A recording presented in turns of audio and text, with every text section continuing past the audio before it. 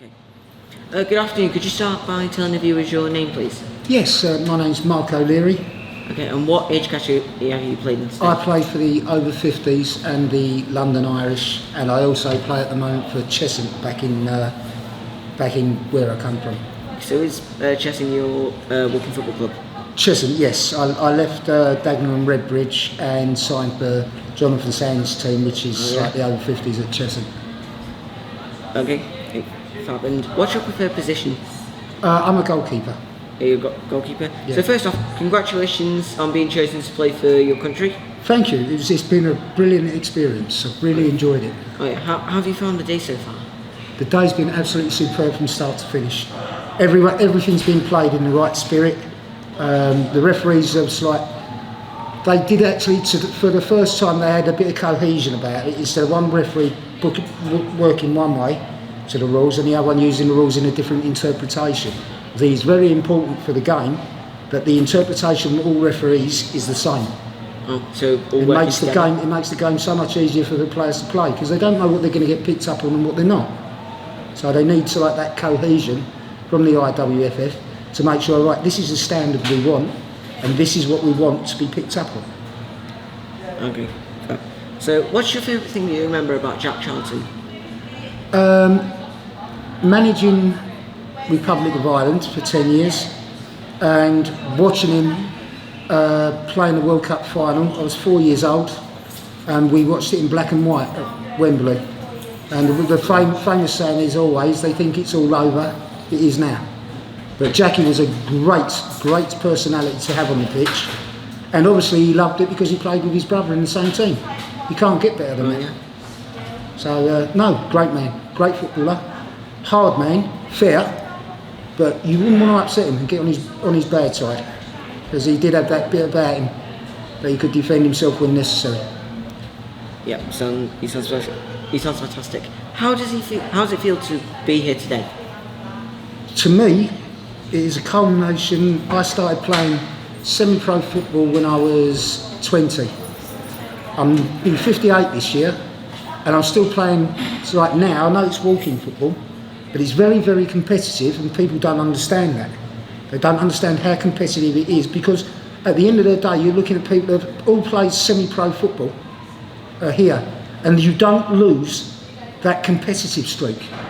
So it is still very, very competitive, and that's what people don't understand. They watch these Barclays ads, so it's like all these poor old fellas walking around this the other can barely move. It's not like that. What you need to understand is that the competitiveness never leaves someone who plays football. You always want to win. You accept defeat graciously, but you want to win. That's the reason we play. If you didn't want to win, there's no point playing the game. And today has been absolutely brilliant for me. As I say, I'm really pleased to be involved in something like this. It's brilliant. Yeah, had a good time? Absolutely superb. Really looking forward to seeing John and the family later. Obviously to be in the actual presentation at the end of it, what have you. And then fingers crossed, a safe drive home back to Essex. But it's been absolutely brilliant. We had a great evening last night, had a couple of drinks, had something to eat. Loads and loads of stories were told, past games and everything else. It was good. It's brilliant. Really good experience. Right. I recommend everyone should try it at some stage. Yeah. Anyone who's played football, just find your local club. You can look it up on the web this year. Find your local club, go along, have a go, see if you like it or not. If you like it, carry on. If you don't, then you can step away from it again. It's no drama, but at least have the have the wherewithal about you to at least try it if you're still interested. At the end of the day, hopefully this will bring more and more people to the game. The more people to the game, the higher the standard will be. At the end of the day, this is international today, right? England versus the Republic of Ireland. We're looking forward to the Euros, and then next year the World Cup. There's a lot more foreign teams getting involved. At the end of the day, we've done, I'm not being funny, Terry Rice, who's brought it all together, works really hard. He's never off his phone. But there's all different countries. They're all coming together, all right, under the IWFF banner. Brilliant. More teams the better. At the end of the day, then you can do what you normally do with World Cups. You split them into groups. Top 2 qualify for each group. Then you can go to the finals with, say, 32 teams. Again, play a round robin, it's like 4 different leagues. And then the top 2 from each league go through to the next round. And that's when the knockouts start. Oh, yeah. The same format. There's no real reason that can't be achieved. So, at the end of the day, this game is going to grow. It's one of the fastest growing sports that's out there at the moment. And the competitiveness of all the teams is unbelievable. Oh, yeah. It is absolutely brilliant. And that's what I want. That's what I signed up for. I signed up to be competitive again at the age of 58. Yeah. So I'd say, so you've been playing football since you were 20, so... No, I played semi-pro football since I was 20. So I actually started playing, I played for a side called Valence United in Dagenham. I was the age of 5. That's when I first joined a proper team. And then, so obviously on my journey this year, I played for the Combined Services because I was in the Royal Navy. I played for Portsmouth Command and my local HMS Dolphin side because I was on submarines. And it just grew from there. At the end of the day, love of the game. I think 2 days after I actually left the services, I signed for Leytonstone and Ilford. That was my first semi-pro club. And the manager came round because I was at home. I got home on the Monday. On the Tuesday afternoon, Tom Feary turned up at the door and signed me for Leytonstone and Ilford. And I was 20 years old then, and then I ended up luckily at Dagenham. I played for quite a lot of the teams. I've done the rounds. I earned my creds to turn around and say that he can play in goal. I did it the hard way. I travelled everywhere to get a game, and I absolutely love it. And the thing that you miss when you actually do give it up at a certain age, you miss the banter in the changing room. That's the one thing that's like can never be replaced. And the other one, as everyone knows, is this, in winter, the smell of liniment. The smell of liniment in a dressing room is just one of those things you can never replace. Whoa.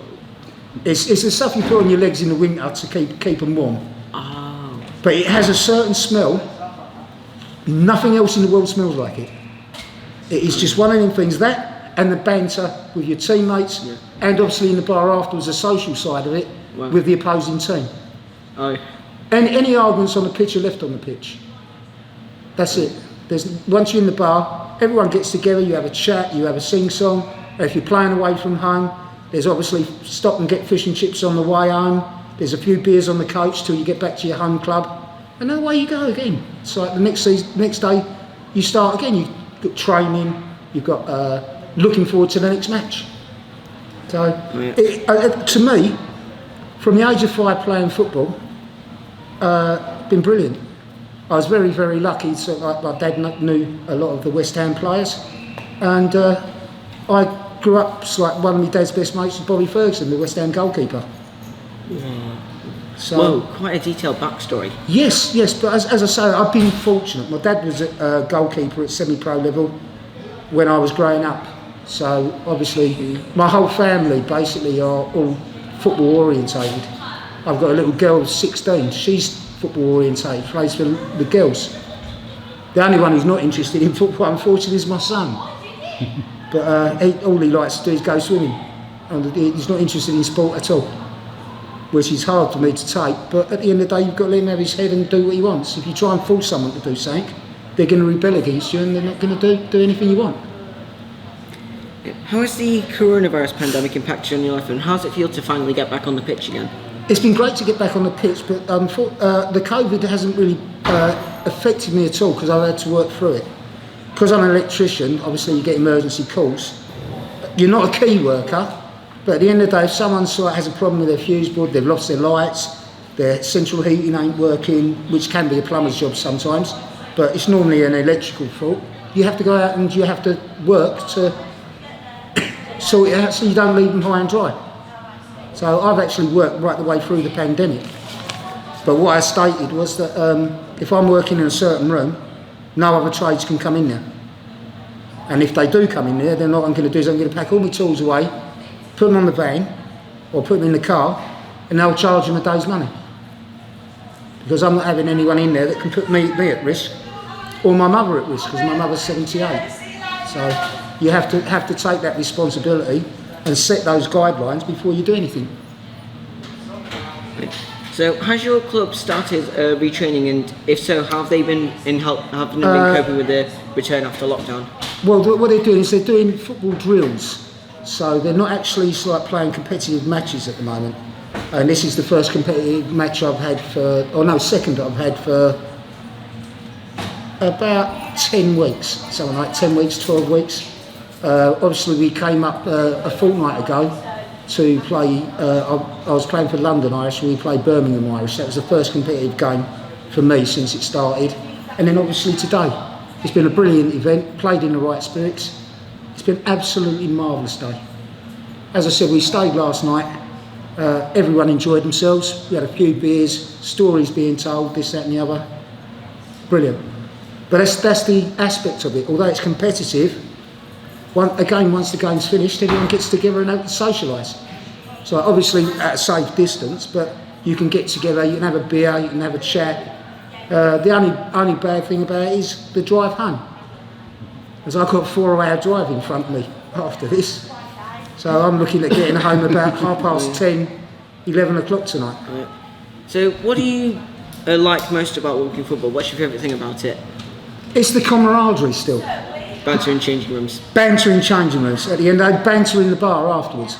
It is. At the end of the day, everybody's sort of like played at a senior level, really. There's very, very few novices that play walking football. You'll find that they're all played at a decent standard, and that's why all the teams have got very, very good cohesion as they're playing. They know what shape they want to play, they know what they're going to do when they've got the ball, and they know what they're going to do when they haven't got the ball at the end of the day. So everybody's drilled and they know what they're doing. So you get a good game. It's still a good game to play. And as I say, it is very competitive. So to me, that's brilliant. I've always been told, if you don't want to win, don't play. And also, if you're no good at a certain sport, don't do it.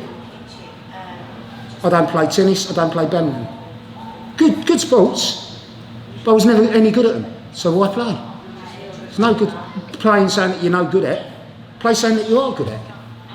And at the end of the day, it's like, you've got to remember, all these kiddies that are growing up and they're stuck indoors, this, the other, they want to get out. They want to get out. You can't have them sitting on their tablets at home like for hours and hours and hours. Get them out in the fresh air, let them do something. Sports is a great thing to do, unless you're not sports minded. But if you're not, take the dog for a walk. Get out, get some fresh air. My curfew when I was a kid was when the streetlights came on.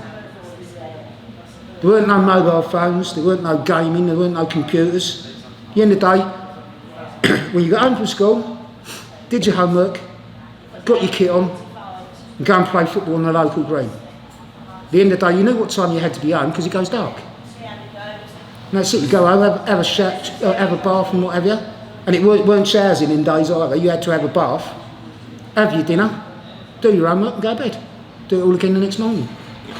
And you said do your homework twice. Did you split it across when you were younger? Sorry? You said do your homework twice in that sort of daily routine. Oh, sorry, no, I meant so like sometimes your parents, depending on what the homework is, they want you to do it first before you go out. Oh, yeah. Other things can be done afterwards. So at the end of the day, so there weren't none of this mollycoddling either.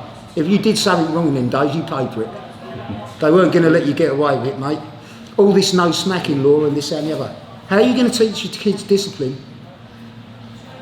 That's what half the battle is nowadays. None of these children that are growing up now in the computer age have been given any discipline by their parents. And what happens is they think they can't do any wrong. And that's where half the problems are. Get them into sports. That's what I'd recommend to every parent out there. Oh, yeah? Give them a chance to play a sport. Let them pick one that they like and then encourage them.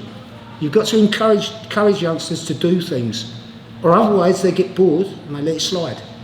And that's not a good thing. It's not a good thing. So that's my attitude to it anyway. People will say I'm wrong, some people will say I'm right, some people will be indifferent to it. I'll raise my kids the way I want. Every parent's choice. Right. What do your friends and family think about you being selected to play for country? Like, what have they said about it? What do they think? Obviously everyone's happy and proud. I did the England trials, but they picked all the boys from up north. I was very, very lucky that most of my family come from Cork originally. As I was saying, my surname's O'Leary. You can't really get more Irish than that. But a lot of my family still live around Cork City, and it's an honour, actually, as I said before. It's an honour to be, at any age, especially at 58, to play for your country. That's amazing. It's been an amazing day, and it's like, yeah, I can actually say, it's like, I'm proud of myself. I'm here. I'm doing it. Age is the number. At the end of the day, we've had over 70s playing out there today, and it's still a good standard.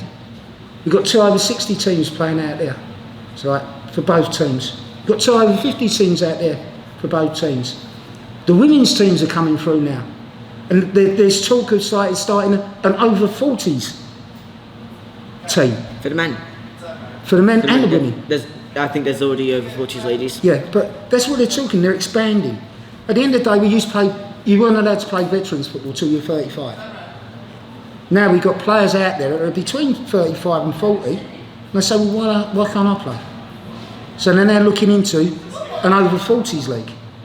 So it's expanding all the time. And that's the only thing we want. We want the game to be a good game. We want the game to be competitive. We want to be able to go out, socialise with friends, socialise with other teams. I mean, one of my best pals in walking football plays in goal for Watford, Kevin Schmidt, and he also plays for the over 60s. He's 63, and he's playing today for the over 60s for England. It's different class.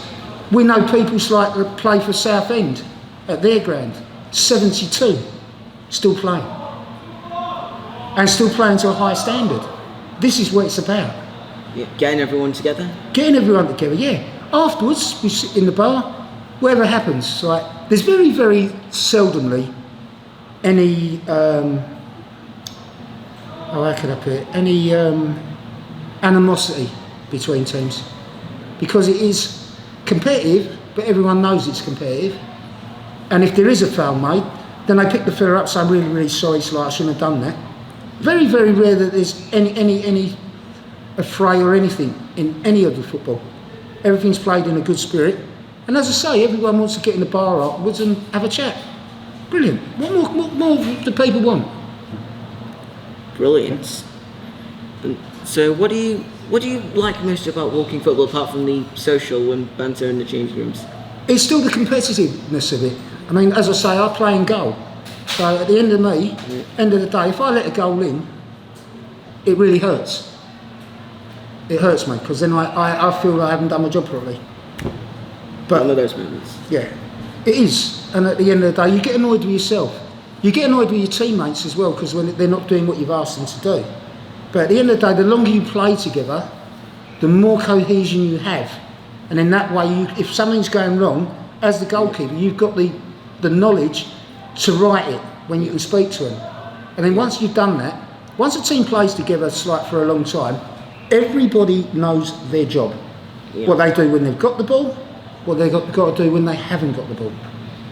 And that is still the competitiveness of the game, even at our age. It's everybody that crosses that white line doesn't cross that white line to lose. They cross that white line because they want to win. If they don't win, they take it in good stead. They thank the other players afterwards, and then you get in the bar afterwards and you actually start taking the mickey out of everyone. It's great. It's great. I mean, I can't think of a better way of spending an evening, after you played the game, than being with friends that some of you know, you meet them at lots of competitions, some of you don't know, but you get to know. And it's all because of the sport. Half these people you would never ever met in your life if you didn't play the game. And that is the major thing, making friends from all around the country, and to be able to certainly say, yes, I am competitive still. That is, for me, the main thing, to still be competitive at my age. Still be able to do things. Not like when I was 18. I was obviously a lot more agile and stuff when I was 18. But I'm 58, I'm still doing it. That's it. I'm 58, I'm still doing it. That is the major thing. And I love it. Wouldn't change it for anything. Really enjoying it. Yeah. Always have, always will. Yeah. So, what's your favourite pastime besides, of course, the best sport in the world, walking football? Most inspirational, actually. Mine was karate. Believe it or not. Karate. Yeah, I've been doing karate for 40 years. Oh, yeah. Yeah. Who do you think is the best walking footballer that you know? That there is today? That's a very, very difficult question because there are some very good ones out there. As far as goalkeepers are concerned, I think You. no, I'm not that conceited. I'd say Kevin Schmidt, the England over 60s goalkeeper. He's 63, still plays for Watford. He was playing for England today, but he also got selected for the Republic of Ireland. But he has such a presence and such a physique for his age, and he's one of the only people I know to play half an hour's football. He'll drive 70 miles there, play the half hour of football, and then drive 70 miles home. He's that committed to what he does. He loves to play. And he is probably the best goalkeeper I've seen on the walking football circuit. Absolutely different class. The Birmingham Irish goalkeeper, Damien, he's a big lad, very agile. Only met him a fortnight ago, but yeah, another very, very good goalkeeper. So I've been lucky really, so yeah, I've had a great time. I'm still enjoying it. I'll keep enjoying it for as long as I can. And what's your favourite takeaway or restaurant meal? Like on a treat day? I would say probably a lamb tikka balti with Bombay aloo and a plain naan bread. Yeah. So what are your hopes, goals and dreams for playing walking football in the future? It's the same as when I was 5 years old. I was always taught to try and achieve the highest level possible that you can play, or otherwise there's no point in playing. If you haven't got any dreams of playing at the highest level, then don't dream, don't play. First time I picked a ball up, I wanted to play like at the highest possible standard, and that's what I'm personally about. Yeah. If you can't play at a high standard, don't bother playing, because you're wasting your time. Really push yourself. Yeah, you've got to be. You've got to be driven. You've got to have something in the back of your mind that says, that's not good enough. I've got to do better. And that's every time you train, every time you play. You can see the goal, you're annoyed with yourself. You're not annoyed with people around you. You automatically think, so as the ball goes back to the halfway line, you've already got in your mind what you should have done differently. And you try and put that into practice through the rest of the game. Everyone's the same. So, what advice would you give someone who wants to be standing or sitting where you are representing their country in a game of walking football? Don't dream, do it. Don't dream, do.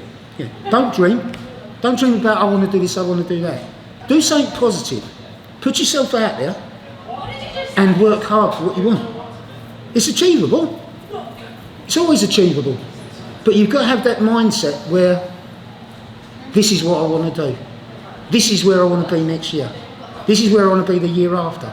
I'm already thinking about how I'm going to get involved in 2 years' time with the over 60s.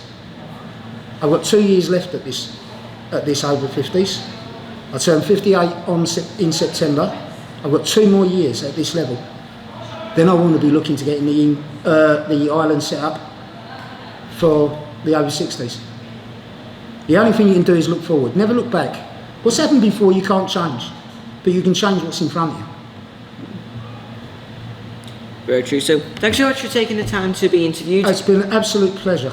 As I say, I've enjoyed the whole day. Thank you for interviewing me. Thank you to everyone that's been involved in the day. There's a lot of work gone into it.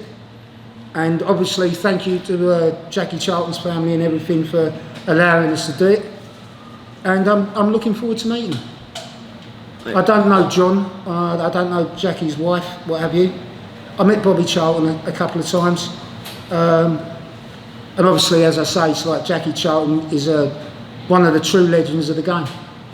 There's not many you can say that about. Obviously you've got Jeff Hurst, Martin Peters, Bobby Moore. I also include in that Hunter, because he was just a hard man on the pitch. Norman Hunter, hard man on the pitch. Jackie Charlton, hard man on the pitch. Off the pitch, absolute gentleman. Could think of nothing better to do than go fishing. Loved it. I can't stand fishing. I haven't got the patience for that. I want action to be there. Sitting there watching a float bob up and down isn't a bit of me. I want something that's action. It gets the blood pumping. When the blood's pumping, you can actually sort of feel yourself, the adrenaline within you, pushing you on. And that's an important feeling to have. And on behalf of everyone involved at Walking Football Limited, I'd like to wish you a happy and healthy time playing walking football. Thank you very, very much. It's been a pleasure. Enjoy yourself.